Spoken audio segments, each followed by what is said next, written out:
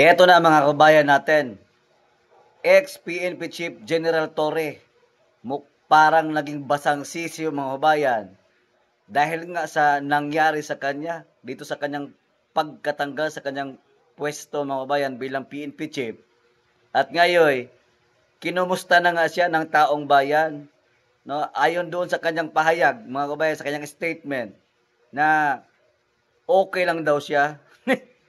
Wag daw siyang kaawaan kasi okay lang daw itong si General Torre mga kabayan natin. At tila bagay may pasaring dito sa ating administrasyong Bongbong Marcos. Ewan ko nga ba kung pasaring ba yon or nagmamakaawa. Kasi instead daw nakaawaan siya, mga kabayan natin, bakit daw hindi na lang daw doon pagtuunan ng pansin?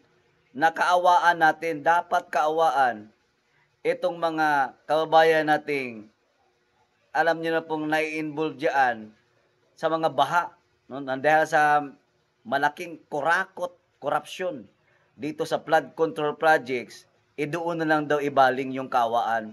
Maawa na lang daw tayo doon sa mamamayang Pilipino na talagang apektado diyan sa malawakang pagbaha sa buong bansang Pilipinas, mga kabayan.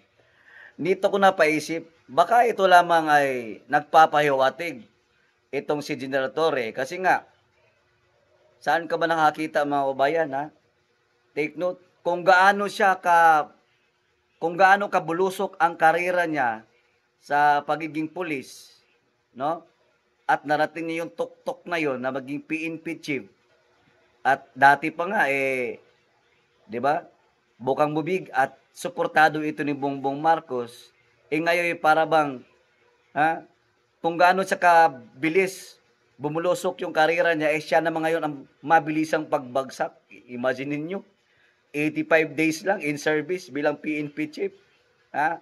Ako, sa mga lahat naman nakita ko mga naging PNP chief, general, pagkatapos maging PNP chief, di ba dapat paakyat siya?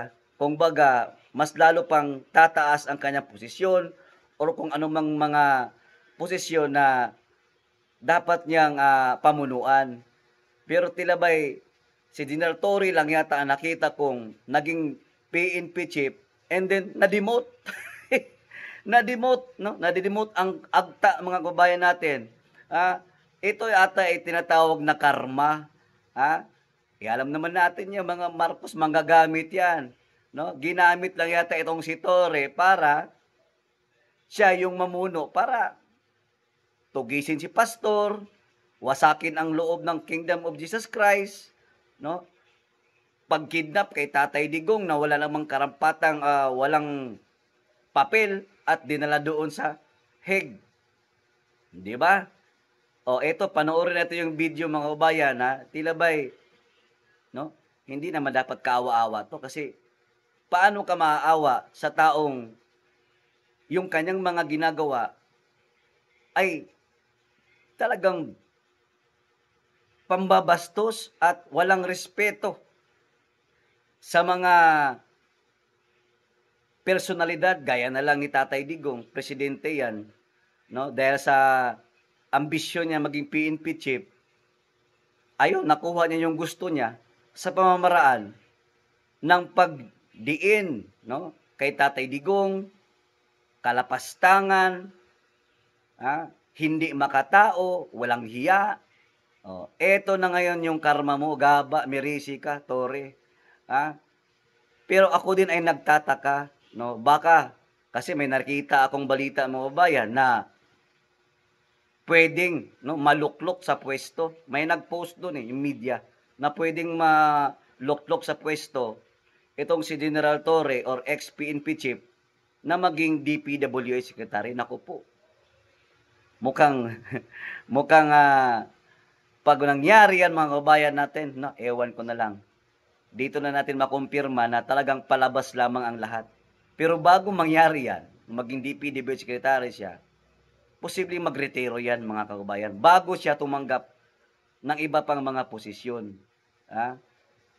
Kawawa itong si Torre mga kababayan kasi sa gitna ng kanyang mga ginawang karahasan sa bansa natin. No, sumikat siya dahil sa paninira niya sa dangal ng mga Duterte, lalong-lalo na si Tatay Digong. Saan ka makakita ang sasabihin niya nagtatrabaho lang utos ng presidente? Wala naman akong magagawa kasi nga ako'y tauhan lamang. Pero nga bakit ngayon? Anong nangyari? Tore, ha? Iniwan ka na ng inyong amo? Ha? Ang nangyari ngayon para bang kawawa, no? Kung titingnan mo ang kanyang track record, biglang bumagsak, lumagapak si Tore mga babayan at ngayon nga nagmamakaawa nagmamakaawa sa social media na para bang nagiging vlogger na din. O ito po yung video mga babayan, panoorin po natin. Magandang araw po sa inyong lahat. Una po sa lahat, maraming salamat sa aking mga taga-suporta. Ramdam ko ang inyong pagmamahal at tiwala. Sa gitna ng lahat ng kaganapan at nagaganap, ang inyong mga salita at panalangin ang nagsilbi at magsisilbing lakas at inspirasyon ko. Ikalawa, salamat din sa mga naawa sa akin. Ngunit hinihiling ko sa inyo, huwag niyo akong kaawaan. In spite of my abrupt removal as Chief of the Philippine National Police, okay po ako. Kung meron man tayong dapat kaawaan, iyon ay ang milyon-milyon nating mga kababayan na paulit-ulit na nagiging biktima ng palagiang pagbaha.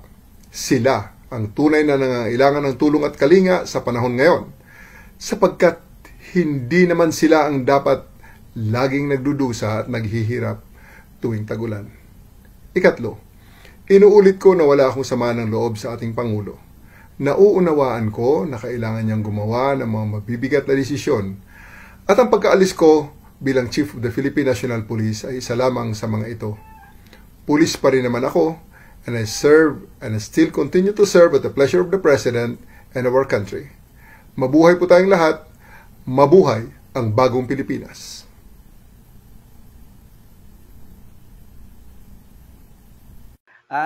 Itong si Tore Ring Diwata ang babayan na dati himod puwet, ngayon ano na Tore?